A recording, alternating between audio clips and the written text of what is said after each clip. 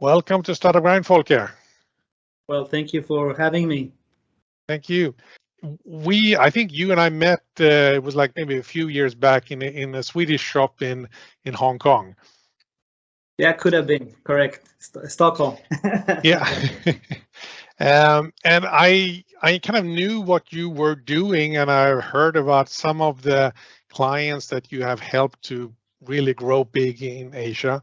But before we go into to your company, Viral Access, maybe you can let us know a little bit about the story of Folke. How did you end up in China, and where do you come from, and so on?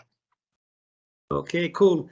I will try not to bore you too much with the history, but yeah, I guess I'm from Sweden, Stockholm. I've always been sort of like a China/Kung Fu nerd. So I guess some part of my interest came from these Kung Fu movies when I was a kid. Then, of course, combined with interest and passion for entrepreneurship, of course, China continued to sort of fuel that interest with the growth that we have seen happening in China for the last couple of decades. But later on, in the year 2003, when I was doing my MBA in Australia, I started to study Chinese, and I also got a scholarship to go to Tsinghua University in Beijing in the year 2004. So I finished my last year in Beijing, and of course that's sort of where I really had my first on contact with China, and I sort of decided personally that I wanted to do something with China. So that's sort of where this happened. But actually, already back in '98, I did my first market entry strategy for a big TV show called Bingolotto to enter the Chinese market. So I've always had China sort of on the map. So that's sort of how I ended up being in China. Cool. And then you mentioned Bingolotto. Bingolotto, it's like the Mark 6 of Hong Kong for you, or from Hong Kong. It's a huge lottery, very much sponsoring all the sports activities and so on in Sweden. It's a big one. Then you founded Viral Access. How did that come about, and how did you kind of get into the influencer marketing? Well, I got into sort of influencer marketing in the year 2006. At that time, I launched a clothing brand based in Sweden. So at that time, it was called guerrilla marketing. And as in all startups, marketing budget is not something that most companies have. So you have to be smart, right? How do you spend every marketing dollar? So we were pretty innovative with sort of product placement. So positioning ourselves with people that had exposure, regardless if it was pointers in a trendy bar, waiters in a very fancy restaurants, or weather girls on TV channels, or judges in X Factor. We made sure that our clothes were seen on these people. So that's sort of how I started to play around with sort of the traditional old school of influencer marketing. And then 2006, of course, Facebook came up, and these sort of bloggers, at that time it was called also, like, a lot of bloggers came out. So we started to experiment with bloggers. And so in the year 2013, I also run into a company called Daniel Wellington, also a young startup guy called Philip. So he and me, we were both very interested in social media and how we could experiment with social media, and again, how we can work with influencers in a more scalable way. Because at that time, people just sent out products randomly to bloggers and hoped for the best. Did somebody post today, or what did they write? Or it was all just like a big lottery, like we talked about before. So we just asked ourselves, like, how can we further develop this method to sort of refine it and to play around with it. And again, a long story short, we pushed this further and further and started to play around with where do we see the highest ROI. And I proposed to Philip to launch his brand in China. And again, a long story short, 114,000 influencers later, the first year we became the most recognized Swedish brand in China. And then later we became the most recognized watch brand in China. And later on we became the #1 selling watch brand in China in less than 2 years. So that was sort of where I understood, like, wow, what a fantastic tool influencer marketing can be if it's used properly. So that's sort of, and after I launched Daniel Wellington, I created Viral Access. So that's the reason why I'm here. Yeah. And what would you say is what in your what is influencer marketing in a nutshell? For me, influencer marketing is just the modern form of word of mouth, meaning that most of us out there today are influencers, regardless if we know it or we don't know it. But as soon as you recommend something to a friend or a family member, regardless if it's a movie or restaurant or a car, you per se become an influencer. So that is for me the easy definition of influencer marketing. And what would you say is not influencer marketing? Everything that is non-human, I would say, is not influencer marketing. But like I said before, as soon as we involve people to speak on behalf of you or your brand, then we involve with influencer marketing. However, I do want to say that celebrities, when you sign up one celebrity or one big brand ambassador, for me, that is not really influencer marketing.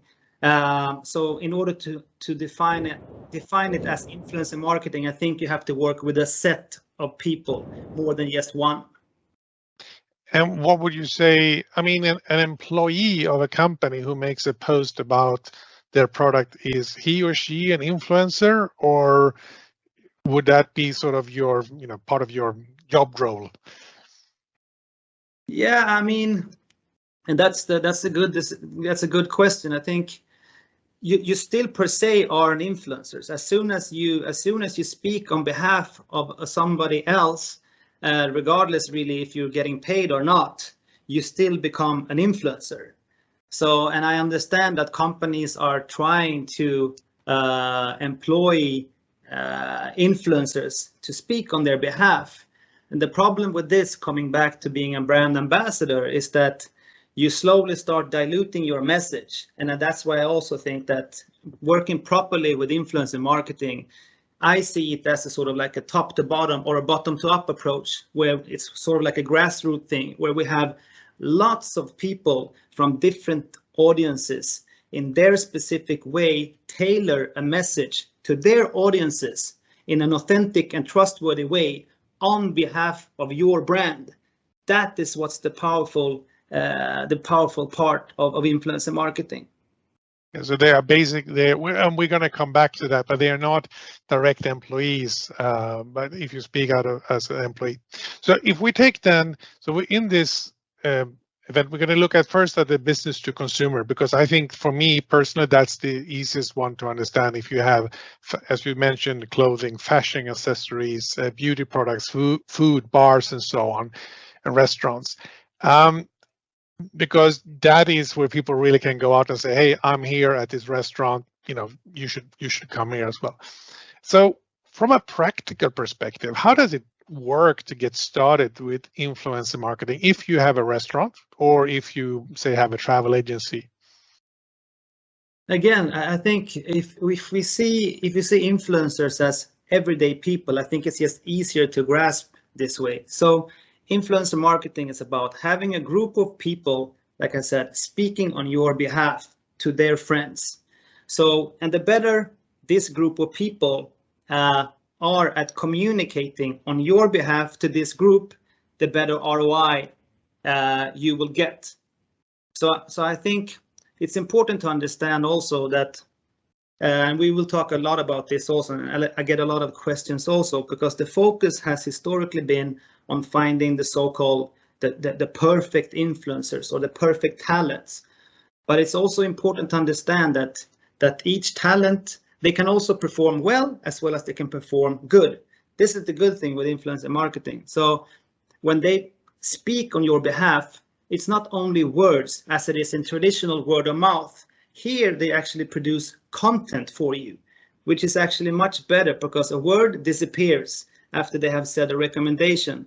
But a content piece that these influencers will do for you, they will be there forever. And that has many multiple side positive spillover effects that you can use later on in your marketing strategies. And when you have all of these people, so in my one, if I talk to 5 people, I can do that. Maybe I can talk to 10. But how do you manage these big groups of people and sort of other, and please tell us what Viral Access does, but what platforms can you use to organize this so it becomes a sort of reasonable way to do it? Yeah, that's a very good question. And I think that's why companies like Viral Access exist, because I think many people, especially in the beginning, they underestimated their communication form, influencer marketing. First, the importance, but later on, how complex it is. Because here we're dealing with humans, so it's still digital displays. You can define it as a digital display, but it's a human digital display acting on a social platform. But at the end of the day, like I said before, also, you still need to brief these people. And the final result will be based upon how well they are aligned with your purpose as a brand. So I think, so for me as a company, that's what we're trying to do, help companies doing this, because like I said, they underestimate this. So normally most companies, they don't sit with 5, 10 or 100 people working solely with influencer marketing. And we know because we work with a lot of different companies, top companies all around the world, biggest in their fields, with thousands of hundreds of thousands of employees, and still they're sitting with 5, 10 people maybe doing influencer marketing. And like you're saying, Jens, it's extremely difficult to handle a campaign where we might be able to, or we need to engage with hundreds and sometimes thousands of influencers on a monthly basis for specific campaigns. It's just not possible to do this accurately. So that's why I think it doesn't necessarily have to be Viral Access, but probably in most cases you need to have an agency or a partner that can help you with finding the influencers, scanning them, making sure they do the right content, meaning the strategy and the creative, but also the briefing, which means the execution, etc., etc. So all of those things are extremely important. And you mentioned, I mean, celebrities, and we said that that's probably not influencer marketing. But when you look at these people who are, promoting, for example, Daniel Wellington, and so what's in it for the influencer? What do they sort of get out of it? How does it work? I think you can divide influencers in 2 different categories. So the first category are the influencers that live on being an influencers or aspire to become or just live or have it as a work. And then you have the people that they have their lives and they don't aspire to become an influencer. So I think the purpose for these 2 groups are completely different. So for the ones that are already working as an influencer, they need content. They need to show that they are interesting, and they need to feed content to their followers, because that's why people follow them, because people think that they're interesting for whatever reason. So that's why when they get approached by restaurants or movie tickets or parties, whatever it might be, that's what they need. So it's sort of like a win-win thing. However, for the other group that they don't work with influencers, or they don't work with companies, or they don't want to work with the companies, for them there's of course, when they get a chance to work with a company that they actually like, that's an opportunity for them to sort of to get something extra that they would not normally take for granted. So, and that's sort of the people that we focus on. So Viral Access, we say that we work with hand raisers. So our model is an invitational model. So we only focus actually on the people that don't have influencer marketing as a profession, because this is a big topic that we talk about today, the whole trust issue. Like we stopped sort of believing the sources in the same way that we did before. So this whole authenticity and trustworthiness, coming back to you when you talked about being an employee, as soon as you become an employee, people start questioning you or questioning the source, because obviously I know you're paid by a company to talk about the company. So that is something that we're trying to avoid, working with the hand raisers, as we call them. Yeah. As you mentioned, all these influencers, I mean, everybody has the 24 hours and 7 days a week, so we all have limited time. How does a company help an influencer to create content? What is normal? What is advice do you give them? Photographs, text to edit from, and so on. What do you give them so they feel that they can be productive reasonably quick? It's a very good question, because this is something very important that I mentioned before regarding the importance of winning with influencer marketing.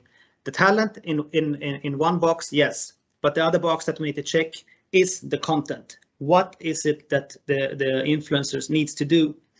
And it's actually a little bit more complex than we think, because we have to remember they operate on social platforms, and the social platforms have their own purposes, and their purpose, of course, is to keep as many people as possible spending time on their platform, and that people do if they create and find content that they find appealing. So for us, we need to crawl data that understands or sees patterns in content that the platform prefers. And this is the secret sauce, actually, because this is going to define the strategy of which we use as the brief or as the creative concept that we later on going to use as the brief for the influencer. And of course, the better the influencer understand what he needs to do and how and when, that's the tricky part, to be honest. So basically, yeah, you help the influencer, so shorter post, longer post, whatever now needs to be done. And then you need to talk to the company who wants to use the influencers and say, hey, you have to provide this stuff. It has to be these types of pictures, or this doesn't work, and so on. Exactly. I mean, the company, normally they don't have social listening tools crawling data from the platforms. So they normally come to us to get advice of what type of content they should produce, with what type of communication angle to get the attention and they are expecting to. So we are creating the buzz that we are aiming for. So that is sort of all of that thing is sort of something that we bundle in our 360 approach when dealing with influencer marketing. And if you want to get started with, as you mentioned, you are mainly working with people who they raise their hand to say, hey, I want to be part of this brand, and they might, same as I would say, like, if I could work for a brand, I would be interested, for example. So how much, what is the budget, or what should you expect in regards to get started if you want to try it out? I think the good thing with influencer marketing is that you don't need much money to get started. This is the upside. So essentially, you need a good idea, understand your objective with the influencer marketing campaign, then set the strategy, and after you have done this, settle on a brief or several briefs, depending on how many audiences or how many topics you want to tackle. But essentially, you can start and play around with briefing one influencer to just see how it works. And when you see like, hey, I was pretty good with talking with this influencer. He listened to what I said. The content that came out was actually good. And then after this, you can work with 2, 3, and then you scale it up to 50 or 100. But that's the good part. So it's very, very flexible in terms of how much it will cost. So there's no maximum, no minimum. That's the upside. And if you want, I mean, how would they get started to work with you? Do you register through your website as a brand and then start to look for influencers? How does it work? Normally, yeah, people can sign up on the website or contact us directly. But normally people come to us for product launches, repositionings in terms of branding. It could be or like more sales-oriented campaigns. And they give us a brief of their pain point or what they are after. And then it's sort of up to us to manifest that in terms of an influencer marketing campaign. And then we present or we do a proposal for the client and say, hey, this is what we think is reasonable. This is what we think you should do on these platforms with these creative angles, with these portfolios of influencers. And this is how much it will cost. And then the client will say, oh, that was more than I expected, or wow, that was very reasonable. Let's go. And how do you, so if you have, let's say that you are, well, you're in an area of Shenzhen or Hong Kong and you have a restaurant and a bar, I can figure out like you get the influencer to actually go to the bar or restaurant and take a photograph with the food and post it. If you have a software as a service or something which is, something downloadable, then that's easy. But what do you do if you have a product? What if you have an actual product you want to ship out to the influencer? How does that work? And do you help out with that or? Yeah, I think we work with everything from watches to softwares to cars to larger items. And then of course we cannot send cars to people, but of course then it's about maybe lead generation. We have people coming down to the shop. We have people initiating in lead generation programs, incentivizing test drives, etc. So there is always a way to sort of come around that fact. So like I said, most of the product, there's not many products we have not worked with in one way or another. I would love to be influencer for a car. I can think about that. So are there sort of any, during your years, have you seen any things that you shouldn't have done? Or I mean, in the sense of the influencer marketing, some pitfalls that companies often do or like do not? There's a lot, I think. I think, but that's coming back to the objective and understanding fully why you want to use influencers for your specific campaign. And it depends completely. And I see a big cultural difference here, working with Chinese companies compared to working with Western companies. Chinese companies, they see influencers as almost a conversion-oriented tool. So they essentially want to put an ROI on each influencers that we're working with. So it's just another affiliate per se. But that also it's a reflection of how Chinese companies mostly look at marketing in general. It's very performance and sales driven. As for the companies in the West, they see influencers almost only as a branding oriented tool. And the truth is it's somewhere in between. The good part with influencer marketing is it's actually all of the above. It can be used as a conversion tool, but it also can be used as a fantastic, coming to market tool, because you can create a big splash with a relatively speaking low budget. And it also hits the sentiment and the intent to buy or the consideration pillar also. So it's a very powerful tool. But I think for the Chinese companies, they're focusing a lot on the conversion aspect, which might be hurtful for the brand, because I never recommend a company to go to market with a heavy discount strategy, But that is essentially what's happening when you're focusing too much on the KOLs or the influencers to generate sales.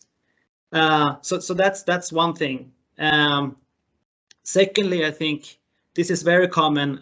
Western companies as well as Chinese companies, they do the so-called list exercise, where they're sort of trying to make a qualified guess by looking at an Instagram account, and by that sort of trying to figure out if this influencer is going to be a good performing influencer for them by looking at his or her last 20 posts or something, which is an impossible exercise, because essentially what you want to do is understand that 20 or 30 or 50,000 of that influencer's follower.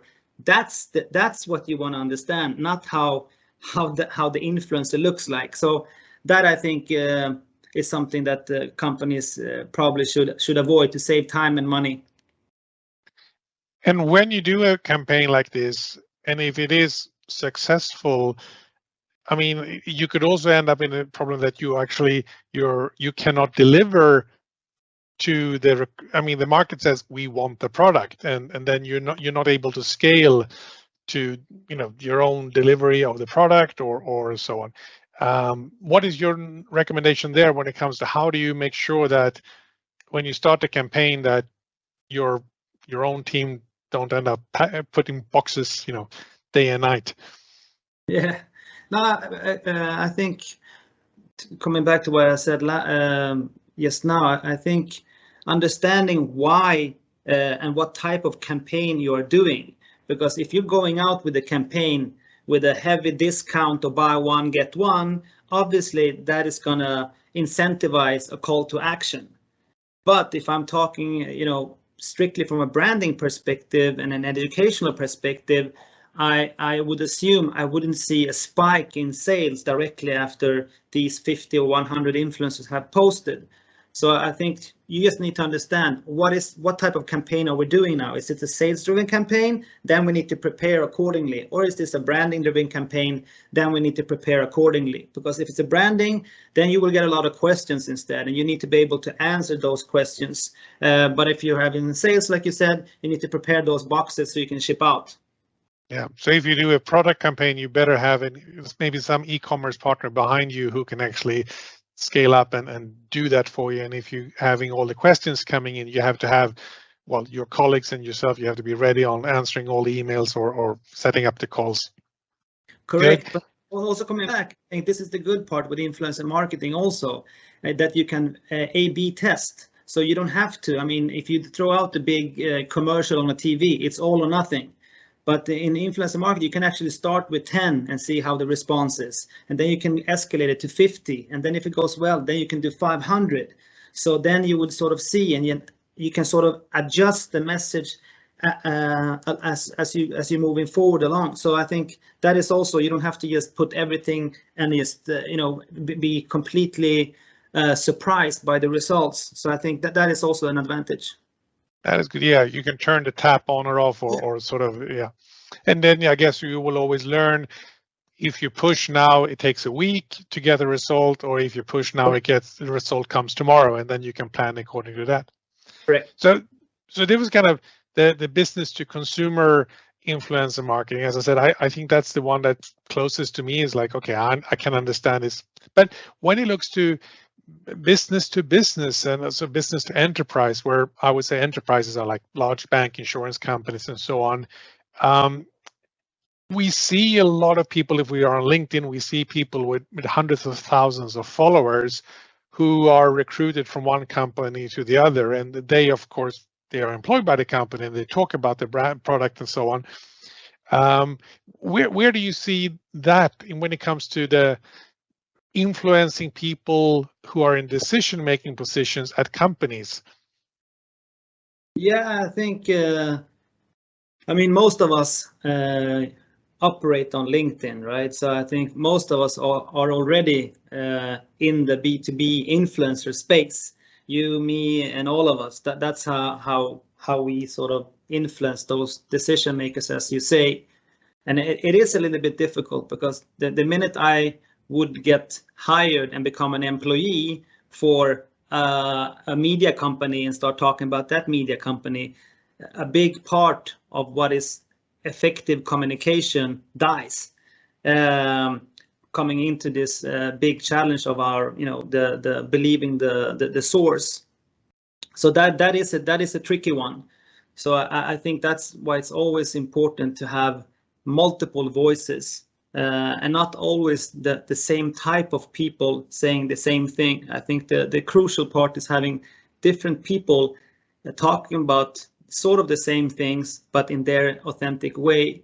And that's sort of a way to avoid that thing of not being trustworthy and authentic.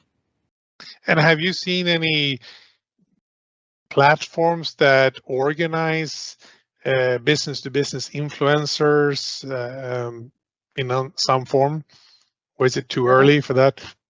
That's a good question, because I think for the last 2-3 years, a lot of companies have reached out to us also and asking about B2B. And then I say, still saying the same, 95% of what we do is more direct to consumer, or so I think I still haven't seen any other platform like LinkedIn, which is more B2B.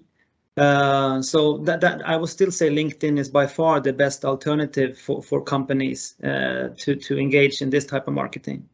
Yeah, it will be very interesting to see if that, because as you said, you want to manage a large group of people, be it people who promote your product or your restaurant, or promote your antivirus software.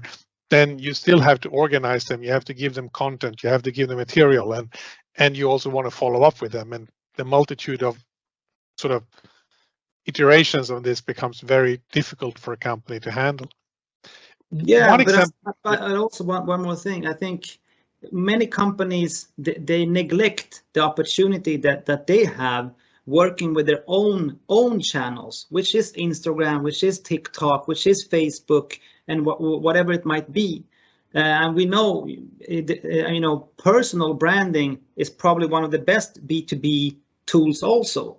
But a lot of companies still fail to work with these tools that they can use every day to push out content in these channels. So yes, you have a B2B influencer on LinkedIn, but you can also do social media marketing and produce B2B content on social media. And I think this is a huge field that is untapped today by most companies that still struggle, especially industrialized industry companies or larger companies. Looking at them, they could be listed on NASDAQ. We see a lot of these things that they're not using the social channels to its full potential. Then you and I watched this YouTube video about influencers, and they spoke about that we actually get used to seeing people so often. Yeah, I mean, an influencer, I think it's important to understand influencers per se and influencers that you follow. So you follow a set of people because you like them. So and that's what this YouTube clip also was about. And when you start following an influencer because you like him or her, you build an emotional attachment to that person. And that attachment becomes sort of real. So it actually becomes you're feeling or starting to judge this person as your actual friend. It can happen to podcasters, it can happen to influencers, Instagram influencers, whatever it might be. So essentially, they would actually have the same sway over your purchasing decision as your normal physical friend, which is pretty exciting. Is there anything in the sort of the business to consumer space that doesn't seem to work in the business to business space? Like you said before, I think, and this is important regardless if it's B2C or B2E, or I think we need to understand who we are talking to. If I'm talking to the consumer directly, obviously I'm going to tailor my communication or package my communication towards that purpose. So probably a more call to action is more acceptable if I'm talking to directly to consumer. But if I'm talking to a B2B client, he's not going to buy something per se in that way. So the content most likely going to be more educational and serve a different purpose.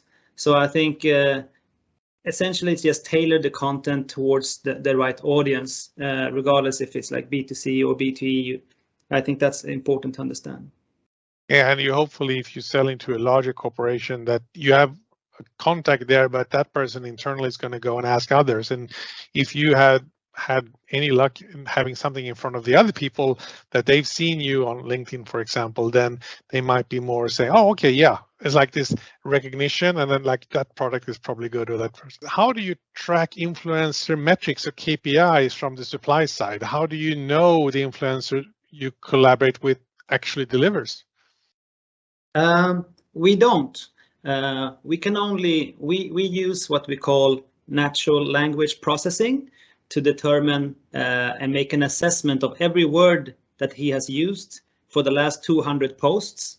And then we use another technology, which is image recognition, sort of, where we scan all the images of the last 200 posts also. And we by then make a combined evaluation by different labels. So then I can see that Jens is posting something about this and this and this, and we can see how his audience is reacting to those labels. So then that's on, but that's only the first step. Then I know at least that Jens' audience is reacting well to when he talks about wine and then when he talks about marketing. So that's the first step. But then we come back to the creative part. What platform is suitable for this specific client? And then I need to start looking at what does the platform want Jens to do? And then we start making that creative space, come up with a brief, and then make sure the KOL is doing the content that the platform needs. And of course, it has to be aligned with what the brand wants as well. So that's the whole thing. And that's why I say that the list exercise is very relevant, because you're not going to be able to do any qualified assumption if he or she is able to do the right content by just looking at 200 posts from his account. That's a worthless exercise. Yeah. But then going forward, when you found this influencer that you like to work with, and you're giving them content, etc., how do you follow up with them? You might agree that you're going to do posts over 2-3 months, so that they are doing the work that they are supposed to do. We get after the brief, they have to send us that content, the captions as well as the visuals, up to our platform, and then we have a QC team that are sitting with the briefs from the client and look at the content that the influencer has produced and sort of see if is this aligned, and if there is any doubt, we contact us and say like, is this what you want? If we are still not sure, we contact the client and say, what do you think about this? For us, it's a little bit gray area. Then the client can say, no, it's too much of this or it's too little of that. Please change these wordings and change the image or whatever. And then we make sure we go back and do this and rebrief the influencers to make those adjustments. Okay. So there's a bit of manual work in the follow-up phase. In the sort of preparation phase, you have a lot of, as you said, machine learning and natural language processing to understand which influencer will be a good match. It seems like China is very much leading in this. Where in the world, apart from China, would you say is very good at influencer marketing? Any places that would also surprise us in regards to? Okay, I can start. Obviously, I think China is like we live in the future. I almost say in every aspect, especially maybe here in Shenzhen. Influencer marketing is one of those, and I think we all know how they are, driving the whole live streaming e-commerce thing forward. So I think it's very, very interesting to see how all of these small shop owners to big corporations now embracing this format of marketing and fusing it with sales. It still has been shown difficult to apply this exactly same method in Europe. But I think that part I think is interesting to look at to China, see how that will develop. Then I think Sweden, I think we have a very interesting company called Society Icon, and that also comes a little bit maybe to where I see influencer marketing will be heading. Coming back to the fact that I think we all will be influencers. So Society Icon, first of all, as you see in their name, they call them their talents for icons. And in China, we call them key opinion consumers. So Society Icon is focusing on people that are already consuming your brand. So if I'm a Samsung consumer, I'm a Samsung owner, I would then, from Samsung's perspective, why should I go to a third-party influencer if he owns an Apple? It makes no sense. I would rather use people that are actually loving Samsung already to have them talk about Samsung, or use, if I'm an IKEA consumer, why don't IKEA use these people who are already buying IKEA's products? So activating them in creative campaigns and mobilizing them as spokespeople for your brand. That is what Society Icon has been focusing on for the last 3 years. And I haven't still seen a company in China or anywhere else that is only focusing on those sort of really grassroots people. So that is pretty fascinating for me. How is influencer marketing cost effective in comparison with classical advertisement? Normally, I would say that in my last report that I did maybe 1 week ago, I think we're between 4 times to 20 times in terms of a CPM perspective. That's how efficient we are. Where is marketing going in the future? Are we all going to, as you said, we're all going to be influencers, but are classical, advertising going to go away and be replaced by influencers, or is it going to? What do you see in the future if you dare to guess in next 5-10 years? Yeah, I think again looking at China, I think it was last year. I think 50% of our economy was already e-commerce based, as in Europe, probably it's maybe around 10 or 16 or something like this. So obviously, I think we're going to continue move towards more digital. I think also maybe it was last or 2 years also where digital ad spend surpassed a traditional marketing ad spend. So I think we're going to continue to see an inflow of marketing dollars into the digital space. And then, of course, it's going to be interesting to see what's happening with metaverse. There's a lot of talk about the meta. And of course, virtual influencer is also another hot topic. So I think, it's a lot of exciting stuff that is happening now. I think NFTs are also going to be combined in product launches. We saw it happening now with Fashion Week that took place in Decentraland, which is the largest metaverse platform, where a lot of creative fashion brands as Tommy Hilfiger, Gucci, etc., they connected NFTs to their collections that you could buy directly on the catwalks inside the metaverse, inside the catwalk. And of course, we're gonna see influencer avatars operating inside the metaverse space also. So there's a lot of cool things happening. So who knows?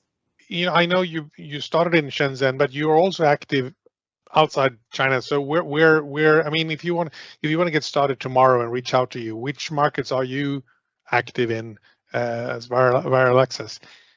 Historically, it's been China and Southeast Asia. So we also have a presence in Taiwan since 3-4 years, and in Kuala Lumpur since the last 2 years.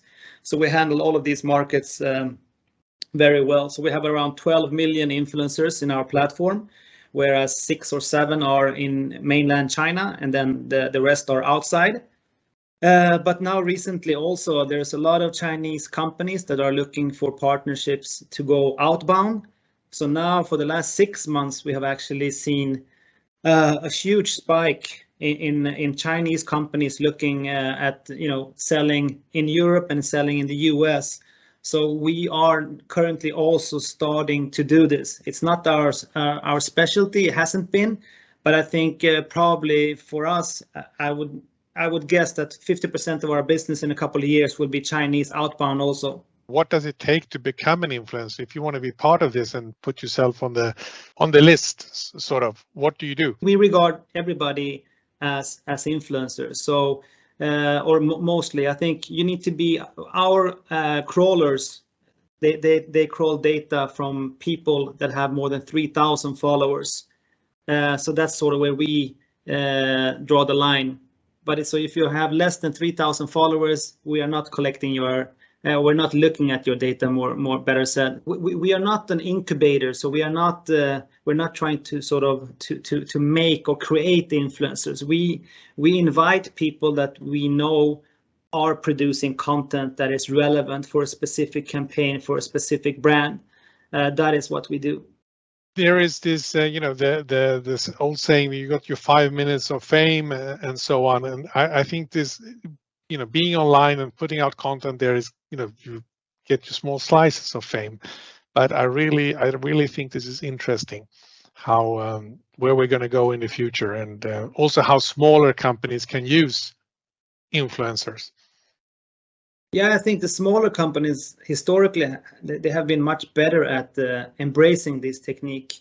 I think it's now so I think the larger companies, it took them a longer time to embrace it. When I started the company in 2015, you wouldn't believe how many companies said that they didn't believe in digital, they didn't believe in direct to consumer, less believed in social media and influencer marketing, especially from the luxury segment.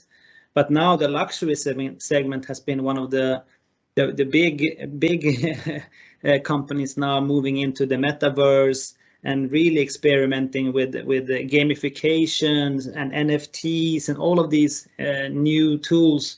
So yeah, it's interesting to see. I think it's important that we don't neglect the new things that comes, and just embrace them and try to figure out how can I use this tool for me.